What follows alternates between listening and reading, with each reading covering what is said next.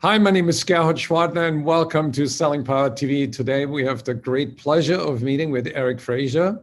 He's CEO of Vantage Point Performance. Nice to meet you. Good to be with you again, Gerhard. You are a fairly small sales training company. And the big question for me is, how do you survive and thrive in this environment where there are a lot of bigger players?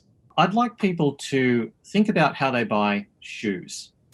Now, when they buy a pair of shoes, usually they're going to a site like Amazon or Zappos and they're saying, I'm a size 9 and I need this type of shoe and I like this color. Click, and then they buy it. But think about this. Why doesn't a shoe company come out to your house and scan your feet with some sort of foot measuring tool and only sell you the shoes after they've got a perfect understanding of your feet? Now, the answer to that is that takes too long and it's too expensive. Now, there's an equivalent problem in the sales training industry, which is that it's very hard to really tailor sales training by studying everything about your client. Now, what we've discovered is that you can shorten that discovery process a lot and you can make it better. So you can make it faster and better. And the way we do that is with the judicious and careful use of data science. So can you explain how data science and sales training can work together? So the role of data science, and specifically machine learning algorithms, which is what we use at Vantage Point, the role of them is to make a certain part of our learning about our clients quicker and more accurate.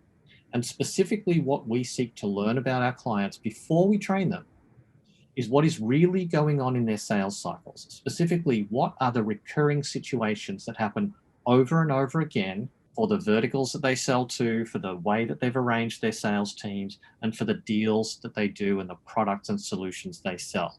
If we can understand those recurring situations better, we can design training and consulting and reinforcement that is specifically fitted to what they're encountering in their marketplace. The other thing that we use data science to understand is what approaches and what activities are actually successful for them or have succeeded in the past. Now, what our data science and machine learning algorithms do is they squeeze that activity of studying all of that data into a very short time span, and that gives us much more numerical confidence about which approaches are going to work for which particular situation. How is sales training adapting in an agile fashion as sales is moving virtual? That's such an interesting subject because the most obvious thing is what the sales training industry itself has had to do to reshape the way it delivers its own solution, which is obviously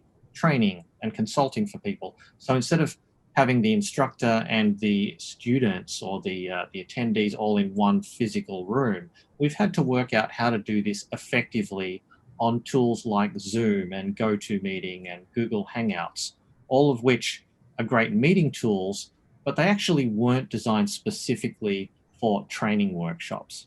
So there's been a lot of learning over the last few months about everything from how many people should you have in a virtual workshop, to where should you put your camera, what types of backgrounds are good or bad for an instructor, what types of backgrounds are good or bad for an attendee.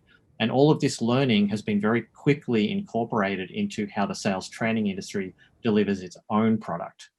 But the other side of that coin, which is maybe even more interesting, is that the sales community, especially the business-to-business sales community, has had to adapt to a very big shock, which is that COVID locked down the amount to which they could travel to their buyers. And suddenly you don't have the opportunity to get into the same room, the same physical space with the person you want to do business with. What we started observing is that the journey that the buyer goes through emotionally and intellectually to get to the point where they say, yes, I want to do business with you now. I want to buy what your solution is. I want to buy what your service or your product is.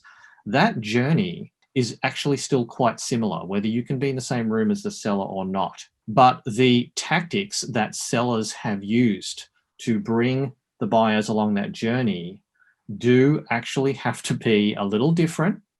And a lot of the time, the people who the Challenger methodology would refer to as relationship sellers have had to learn to use different types of selling approaches rather than just being incredibly likable or having an incredibly strong relationship with the buyer.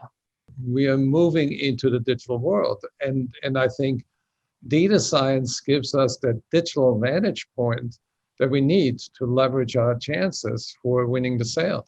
That is exactly right.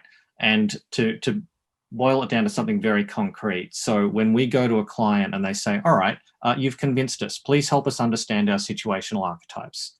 And what we do is we use that data science instrument to come up with information for them that, okay, here you have 5 situational archetypes in your marketplace, and this is what they are, and this is how to recognize them. And so that is what we use the data science for. Now, we do filter that through a layer of human intelligence, but usually the provision of the data science is very, very helpful. Faster, better, cheaper. Exactly. What is your website? VantagePointPerformance.com. They can expect to see which clients we've done this for. They can expect a summary of what we believe sales agility to be and why we think it's important for every business-to-business salesperson in today's world. Thank you, Eric. Thank you, Gerhard. It was a pleasure as always.